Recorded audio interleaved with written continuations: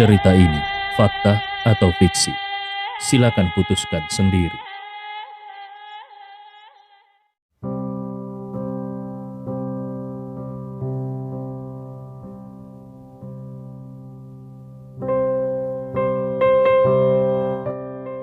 Icang tidak pernah menyangka kalau Andi Rewa begitu kejam dan kuat. 4 pengawalnya hanya dalam satu gerakan langsung menjadi benar-benar tidak berguna. Mereka semua adalah petarung. Salah satunya adalah juara nasional dalam kompetisi pertarungan beberapa tahun yang lalu. Kaki Icang gemetar karena ketakutan. Diam-diam dia berbalik lalu mengambil langkah untuk melarikan diri. Tidak peduli apa yang dikatakan orang, dia tidak mau lagi jatuh ke tangan Andi.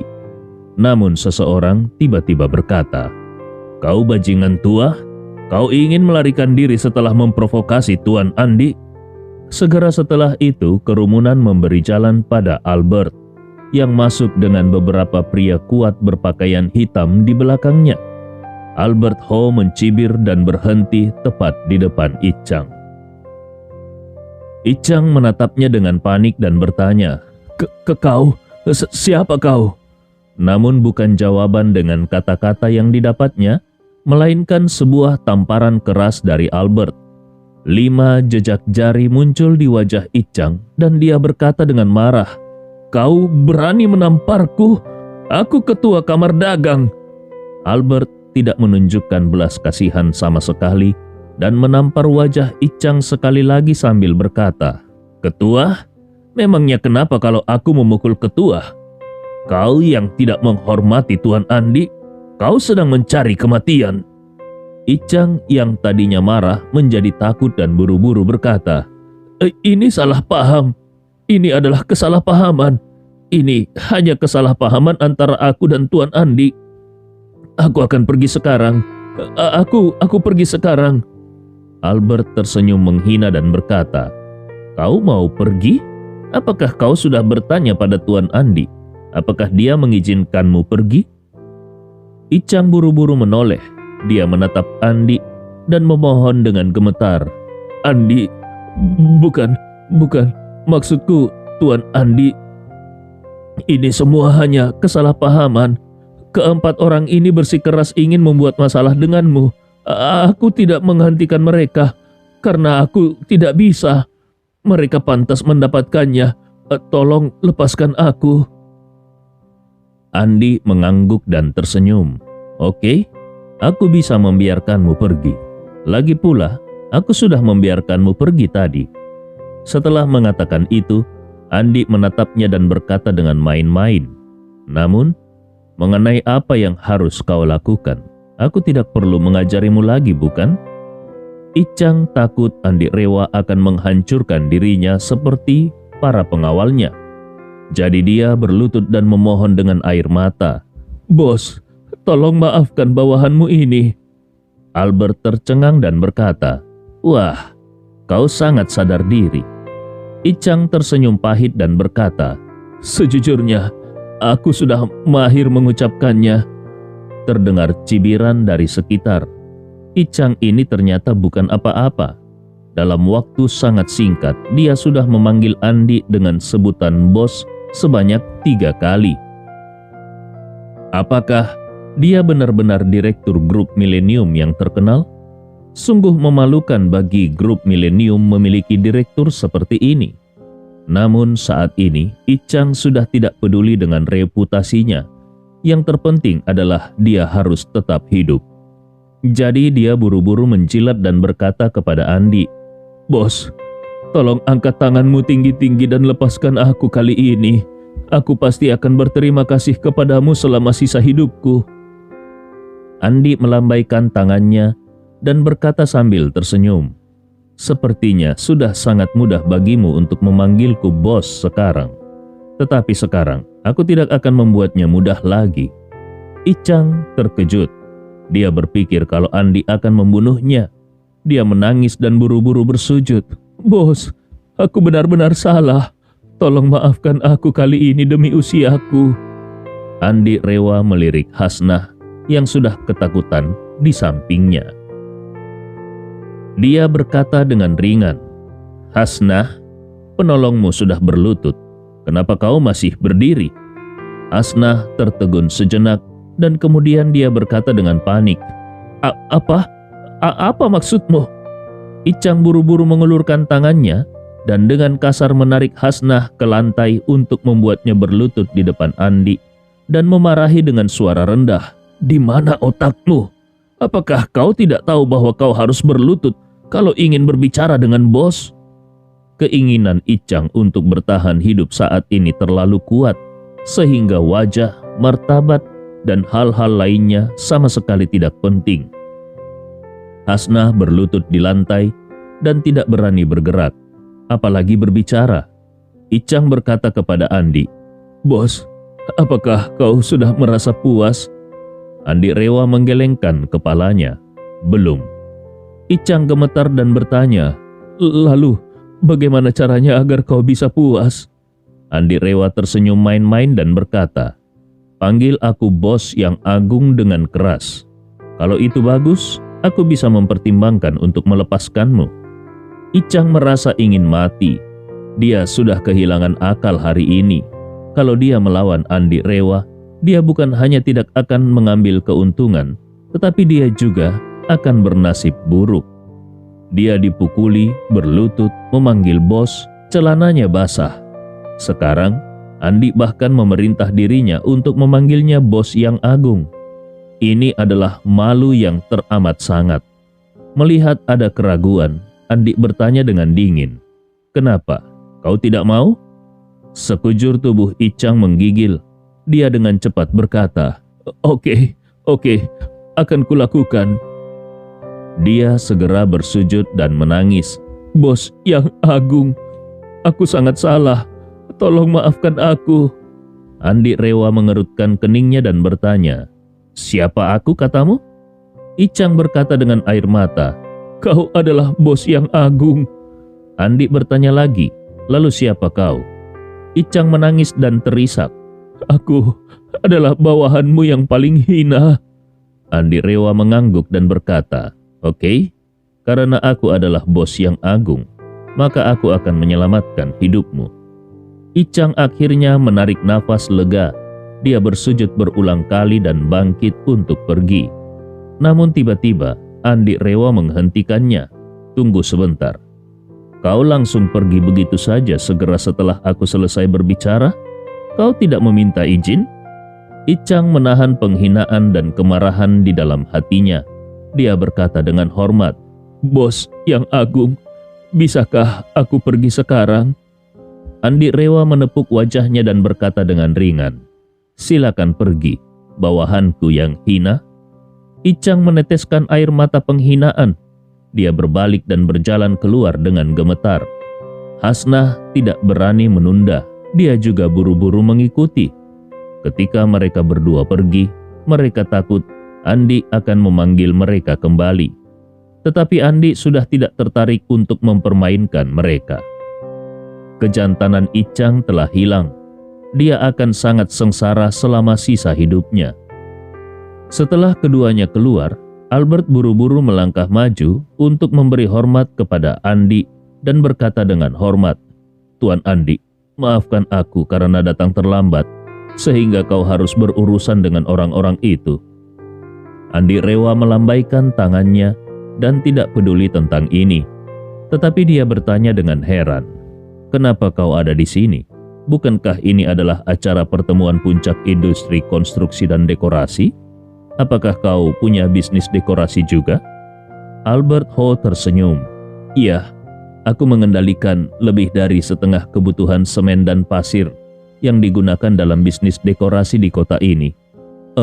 Ngomong-ngomong, aku juga punya dealer besar dalam industri dekorasi, jadi mereka juga mengundangku." Andi tahu bahwa ada tirani semen di industri dekorasi, dan itu adalah industri ilegal, abu-abu. Andi Rewa mengangguk dan berkata, "Di masa depan, jangan lakukan apapun yang melanggar hukum, dan jangan menggertak orang biasa." Albert Ho berkata dengan cepat, "Baik Tuan, aku akan patuh pada perintahmu." Aku juga sudah mulai membersihkan diri. Aku tidak berani lagi melakukan hal-hal berbahaya seperti itu. Andi Rewa mengangguk puas.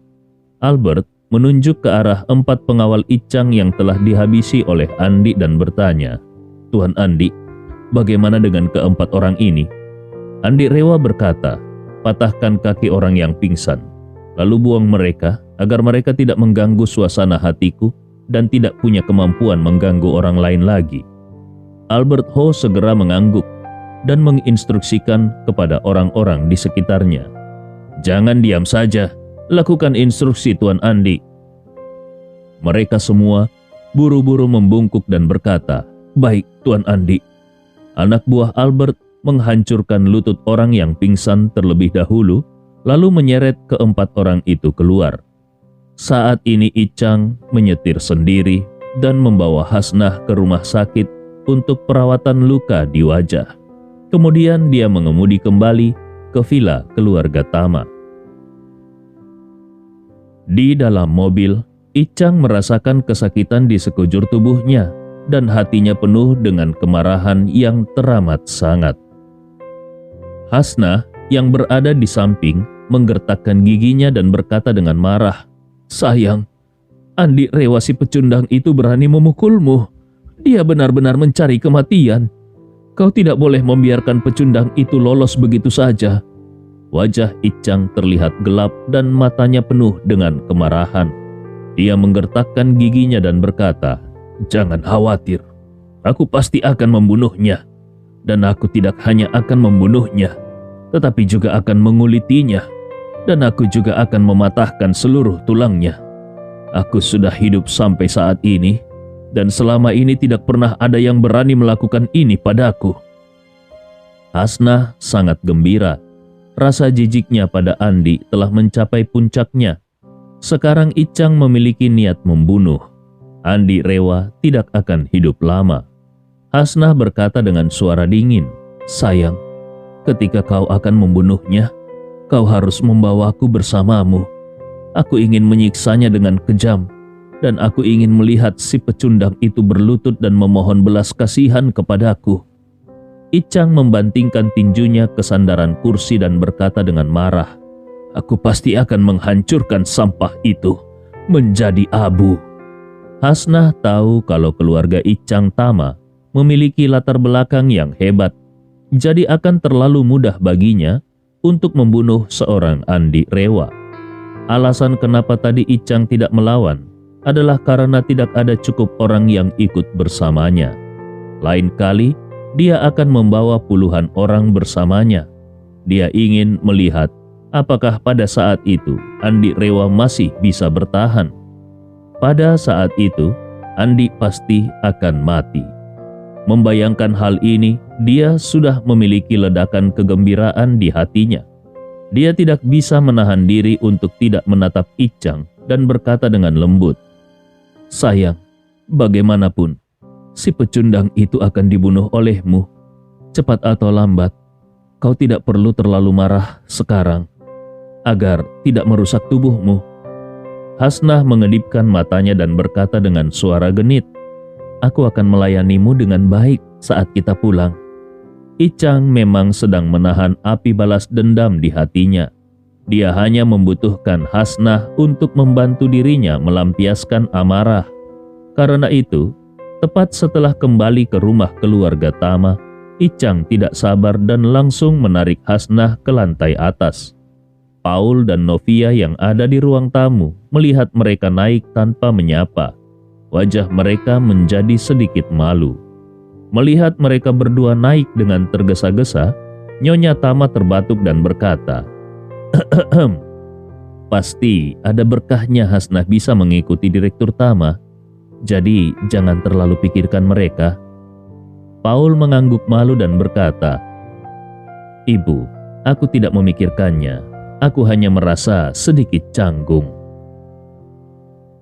Nyonya Tama berkata sambil mengerutkan kening, "Apa yang canggung tentang itu? Bukankah karena itu kau juga memiliki uang? 15 juta yang diberikan Direktur Tama kepada Hasnah sekarang ada di tanganmu, bukan?" Paul mengangguk dan berkata, "Iya Bu, itu ada di tanganku." Nyonya Tama berkata dengan sungguh-sungguh kalau Hasnah dan Direktur Tama bisa memiliki hubungan lebih lanjut. Jangankan 15 juta, kurasa 50 juta pun akan dia berikan.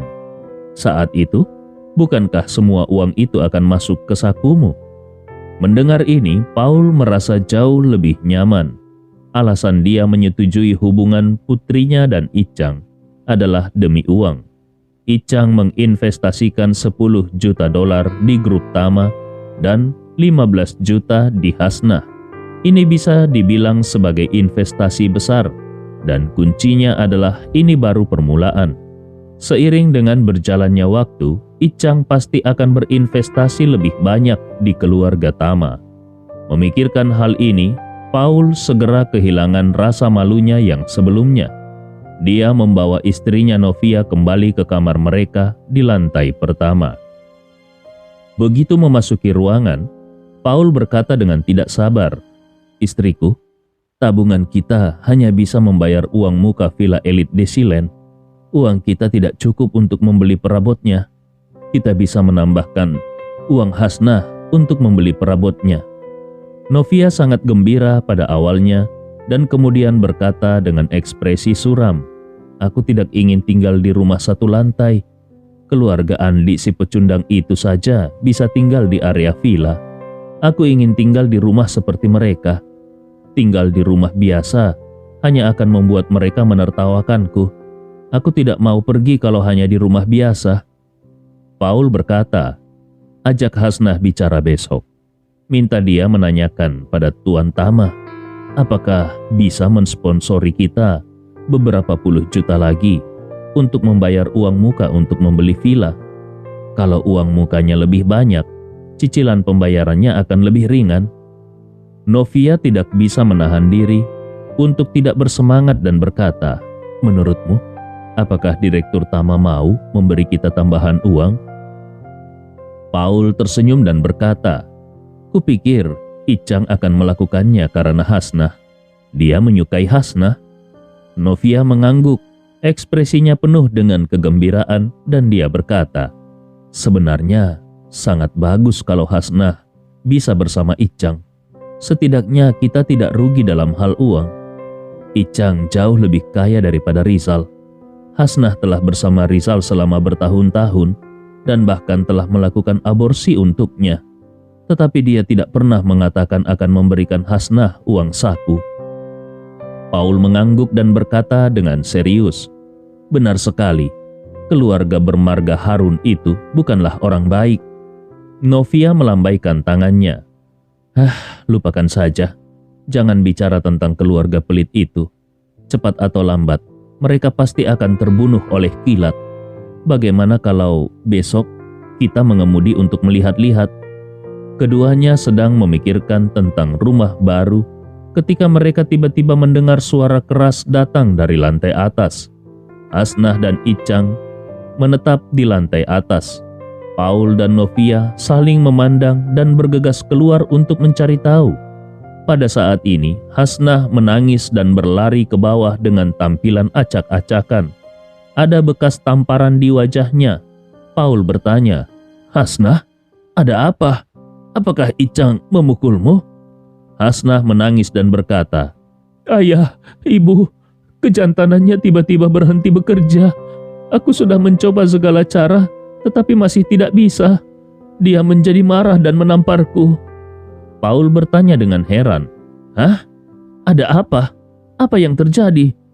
Hasnah tidak peduli dengan wajahnya saat ini dan buru-buru menjelaskan, "Dia tidak bisa melakukannya sama sekali." Novia bertanya dengan heran, "Mungkinkah karena dia sudah semakin tua, sehingga tidak mudah berfungsi?" Hasnah menggelengkan kepalanya lagi. "Tidak, kemarin masih baik-baik saja, tetapi hari ini tiba-tiba benar-benar tidak berfungsi." Baru saat itulah Paul mengerti kenapa putrinya ditampar wajahnya. Sejujurnya, pria yang tiba-tiba kehilangan kemampuan pasti akan kehilangan akal sehatnya. Icang berlari ke bawah dengan masih mengenakan pakaian tidur. Novia buru-buru bertanya, Tuan Tama, ada apa? Apa kesalahan Hasnah?" Ekspresi Icang sangat jelek.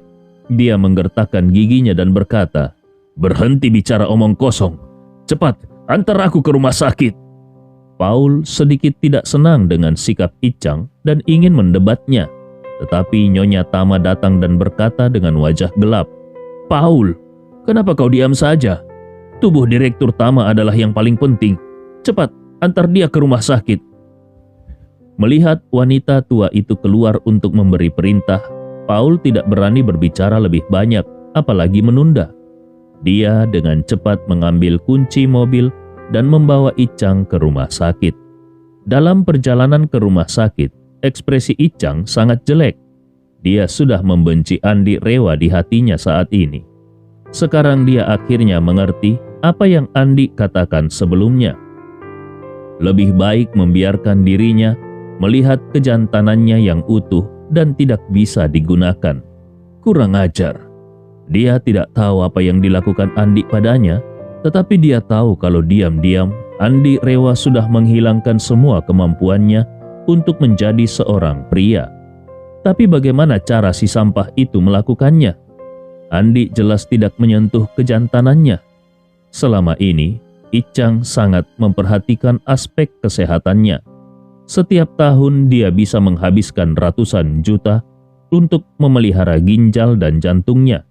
Dia selalu hidup sehat, bahkan kemampuannya bisa lebih dari orang-orang muda berusia 20-an. Jadi apa sebenarnya yang dilakukan Andi pada dirinya? Semakin Icang memikirkannya, dia semakin panik. Dia selalu merasa kalau Andi ini tampak sangat aneh. Kalau masalah ini bisa disembuhkan, maka akan baik-baik saja. Namun bagaimana kalau tidak bisa disembuhkan? Apa gunanya dia hidup? Saat ini di rumah sakit. Karena sudah malam, Icang hanya bisa menunggu di unit gawat darurat. Setelah mengantri puluhan menit, dokter pun datang dan bertanya, "Ada masalah apa?" Icang meminta Paul keluar dan berkata kepada dokter, "Dokter, kejantananku tiba-tiba tidak bisa berfungsi. Tolong bantu aku mencari tahu apa yang terjadi." Dokter tertegun dan berkata, "Maksudnya impoten?" Penyakit impoten adalah penyakit laki-laki dan tidak termasuk dalam kategori darurat. Kau harus datang besok pagi dan langsung meminta dokter untuk memeriksamu.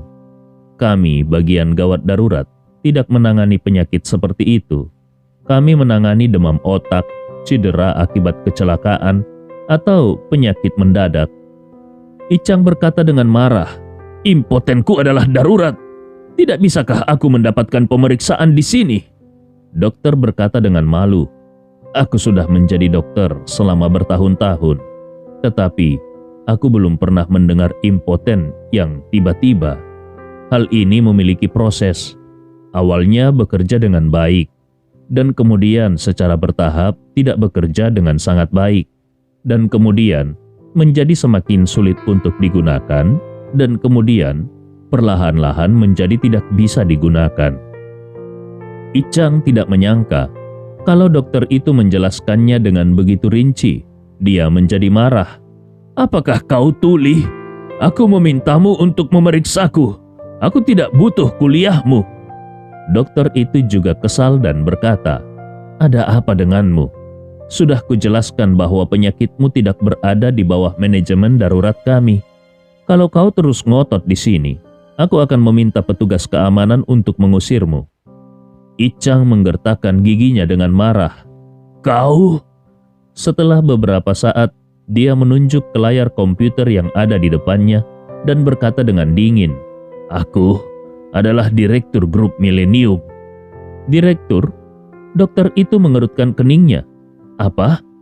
Icang berteriak dengan dingin, "Coba cari Grup Millennium di mesin pencari komputermu."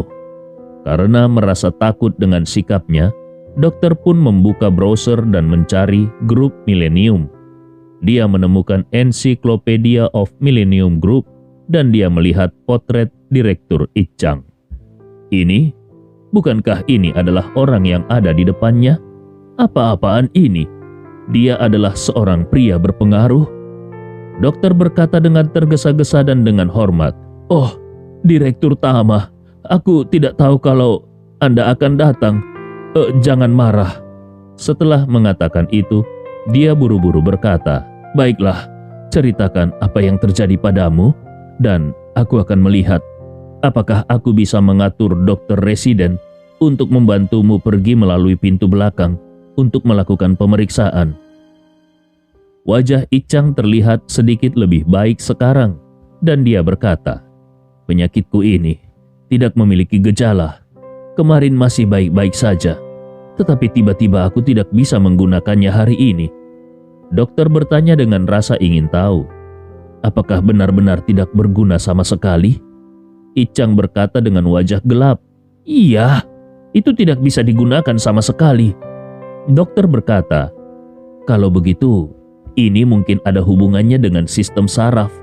Jadi Tuan Tama, aku akan mengatur rekan dari Departemen Neurologi untuk melakukan pemeriksaan untukmu. Bagaimana menurutmu? Icang melambaikan tangannya. Cepat, lakukan. Dokter tidak berani mengabaikannya. Dia buru-buru menghubungi dokter di bawah rawat inap untuk membantu mengatur tes. Lagi pula, ini sudah malam dan para dokter di bagian rawat jalan sudah pulang kerja. Hanya dokter di bagian rawat inap yang bertugas. Secara kebetulan, dokter yang bertugas di bagian rawat inap kebetulan adalah dokter yang merawat ketika ayah mertua Andi, yaitu Ridwan, mengalami cedera tulang belakang beberapa hari yang lalu. Dokter yang hadir melakukan serangkaian pemeriksaan pada Icang. Melihat berbagai hasil pemeriksaan, ekspresinya sangat serius. Icang sedang berbaring di ranjang pemeriksaan. Dia merasa sangat ketakutan. Dia sama sekali tidak bisa merasakan potongan daging itu sekarang. Icang termasuk pria yang aktif secara seksual dalam hidupnya. Kalau dia tidak bisa menggunakannya di masa depan, dia mungkin akan mati saja. Melihat ekspresi serius di wajah dokter itu, Icang bertanya, "Dokter, bagaimana kondisiku?" Dokter yang hadir menggelengkan kepalanya tanpa daya dan berkata, "Tuan Tama, masalahmu mungkin tidak bisa disembuhkan. Menurut pengujian instrumen kami, kau mengalami nekrosis pada alat kejantananmu. Kematian sel-sel saraf di sekitar alat kejantanan tidak memiliki jaminan untuk sembuh." Paul yang ada di samping ikut bertanya, "Mungkinkah karena tingkat rumah sakit ini tidak cukup baik sehingga tidak memiliki cara untuk mengobatinya?" Dokter yang merawat memandang Paul dengan sinis dan berkata, "Dengan metode medis saat ini, saraf yang rusak bisa dipulihkan secara perlahan, tetapi nekrotik saraf tidak bisa dihidupkan kembali." Dia memandang Icang lagi dan berkata dengan serius, "Situasi ini akan tetap sama kemanapun kau pergi. Bahkan kalaupun kau pergi ke luar negeri, penyakitmu ini tetap tidak bisa disembuhkan." Wajah Icang pucat. Dia berkata, "Aku memiliki banyak uang. Apakah 100 juta cukup? Bisakah 100 juta menyembuhkanku?" Dokter yang merawat berkata dengan serius, "Saraf itu seperti kehidupan manusia. Bahkan kalaupun mereka sekarat, mereka masih memiliki kesempatan untuk dihidupkan kembali. Tetapi kalau saraf mati, maka mereka benar-benar mati. Tidak ada yang bisa menghidupkannya kembali." Dokter berkata lagi, "Jangankan 100 juta, 10 miliar pun tidak akan bisa menyelamatkan saraf yang sudah mati." Mendengar ini, jantung Icang berdetak kencang. Seluruh tubuhnya terasa seperti disambar petir. Tidak bisa disembuhkan? Apakah benar-benar seburuk itu? Bukankah dia mendapatkan begitu banyak uang hanya untuk bisa menjalani kehidupan mewah dan bersenang-senang? Apa gunanya dia hidup kalau kejantanannya hilang? Memikirkan hal ini, Icang menutupi wajahnya dan menangis dengan air mata mengalir di wajahnya. Ketika Paul di sebelahnya melihat pemandangan ini, dia juga merasakan semburan panas di matanya dan hampir menangis. Dia juga pria. Dia bisa memahami rasa sakit Icang saat ini. Pada saat ini, dokter yang hadir tiba-tiba berkata, "Namun, Tuan Tama, tentang penyakitmu ini, ada orang yang bisa menyembuhkannya." Icang menjadi bersemangat. Dia meraih tangan dokter dan bertanya dengan gemetar, "Apakah itu benar? Siapa yang bisa menyembuhkanku? Katakan padaku dengan cepat." Sesaat kemudian, Icang terdiam dan dia bertanya lagi, "Tapi, bagaimana kau tahu kalau dia bisa menyembuhkan nekrosis saraf? Bukankah kau baru saja mengatakan kalau nekrosis saraf tidak bisa disembuhkan?" Dokter yang merawat berkata, "Memang benar tidak bisa disembuhkan. Tetapi hanya dia yang bisa menyembuhkannya. Baginya, orang yang lumpuh dari leher ke bawah bisa disembuhkan. Apalagi hanya kau. Hanya sebagian kecil tubuhmu di bawah itu yang tidak berfungsi." Icang langsung bersemangat dan berseru, "Siapa dia? Di mana dia? Katakan sekarang juga." Dokter tersenyum dan berkata, "Tuan Tama, aku bisa memperkenalkannya kepadamu. Tetapi, apakah kau bersedia memberiku biaya rujukan?" Icang segera mengeluarkan buku ceknya. Dia menulis cek sebesar 10 juta dan menyerahkannya kepada dokter sambil berkata, "Kalau orang yang kau perkenalkan itu benar-benar bisa menyembuhkanku, akan kuberikan kau 40 juta lagi." Dokter dengan penuh semangat menerima cek itu dan berkata, "Ada seorang dokter jenius di kota ini yang bisa menyembuhkan seorang pasien paraplegia tingkat tinggi beberapa hari yang lalu. Ini adalah keajaiban besar di bidang neurologi. Dia membuka klinik di kota ini. Kalau kau memintanya untuk mengobatimu, mungkin dia benar-benar bisa menyembuhkanmu." Ketika Icang mendengar ini, dia tertegun sejenak dan bertanya dengan gembira, "Dokter jenius yang kau maksud itu, apakah namanya adalah Dokter Fajar Jayadi?" Dokter itu bertanya dengan heran, "Apakah kau kenal Dokter Fajar?" Icang sangat gembira dan tertawa. "Lebih dari sekedar kenalan. Dokter Fajar yang kau sebut itu adalah teman keluarga Tama. Saat itu, berkat bantuan keluarga kami, dia bisa mencapai apa yang dia capai hari ini. Baguslah kalau dia ada di kota ini." Icang melompat dari ranjang rumah sakit dan berkata kepada Paul, "Ayo cepat, kita kunjungi dokter jenius itu. Aku akan selamat." Setelah menanyakan alamatnya, Paul buru-buru mengemudi dan membawa Icang ke klinik Dokter Fajar.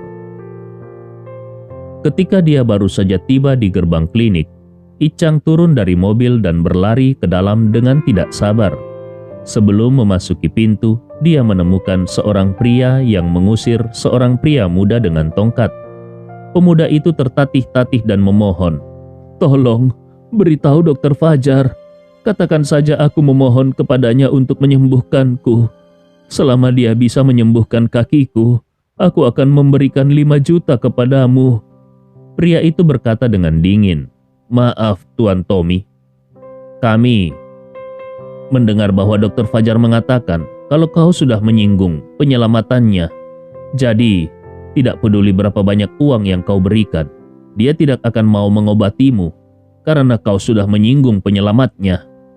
Setelah dia selesai berbicara, dia berkata lagi, "Tuan Tommy, akhir-akhir ini kau sudah datang ke sini setiap hari, dan itu sangat mengganggu bisnis kami. Dokter Fajar berkata, kalau kau masih kembali besok, dia akan memanggil polisi." Tommy yang menggunakan kruk tampak sangat kesakitan dan memohon, "Tolong bicarakan baik-baik dengan Dokter Fajar. Aku bersedia memberimu tambahan uang 1 juta lagi."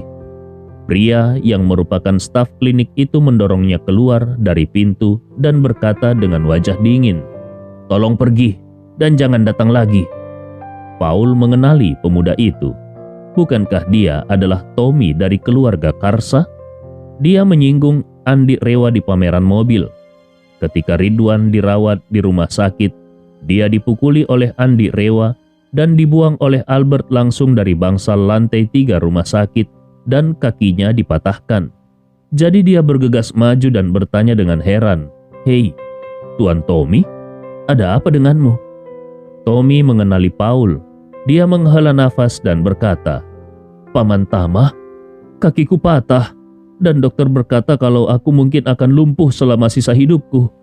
Jadi, aku datang untuk mencari Dokter Fajar untuk merawatku. Tetapi Dokter Jenius itu tidak mau melihatku sama sekali dan mengusirku. Katanya, karena aku sudah menyinggung penyelamatnya." Paul terkejut dan berkata, "Apakah itu karena Andi Rewa?" Tommy menggertakkan gigi. "Benar sekali. Aku tidak pernah menyangka kalau bahkan Dokter Jenius pun akan tersihir oleh penipu sialan semacam dia." Icang bertanya dengan heran, "Apa yang terjadi? Apakah Paman Fajar juga mengenal Andi Rewa?" Paul mengangguk dan berkata, "Sepertinya hubungan mereka tidak buruk, tetapi aku tidak tahu seberapa dekat mereka." Icang berkata dengan dingin, "Bagaimana mungkin hubungannya dengan Paman Fajar bisa dibandingkan dengan hubunganku dengan Paman Fajar? Aku sudah mengenal Paman Fajar sejak berusia 3 tahun. Ini sudah lebih dari 50 tahun. Icang pun masuk dengan ekspresi bangga dan percaya diri di wajahnya. Ketika memasuki pintu, dia berteriak keras, "Paman Fajar, tolong selamatkan aku, Paman Fajar." Staf yang baru saja mengusir Tommy berkata, "Tuan, kami sudah tutup. Kalau kau ingin menemui dokter, datanglah kembali besok." Icang menjelaskan, "Paman Fajar dan aku adalah teman lama. Kami sudah seperti keluarga." Dokter Fajar mendengar suara itu dan keluar dari ruangannya. Melihat bahwa itu adalah Icang, dia tiba-tiba bertanya dengan heran, "Icang, kenapa kau ada di Makassar?" Icang berkata, "Ceritanya panjang untuk diceritakan. Paman Fajar, aku sakit. Paman harus menyelamatkanku." Dokter Fajar buru-buru berkata, "Jangan khawatir. Katakan secara perlahan kepadaku. Apa yang terjadi?" Icang menjelaskan kondisinya. Setelah Dokter Fajar mendengar ini, dia pun mengerutkan keningnya. Cerita ini fakta atau fiksi? Silakan putuskan sendiri.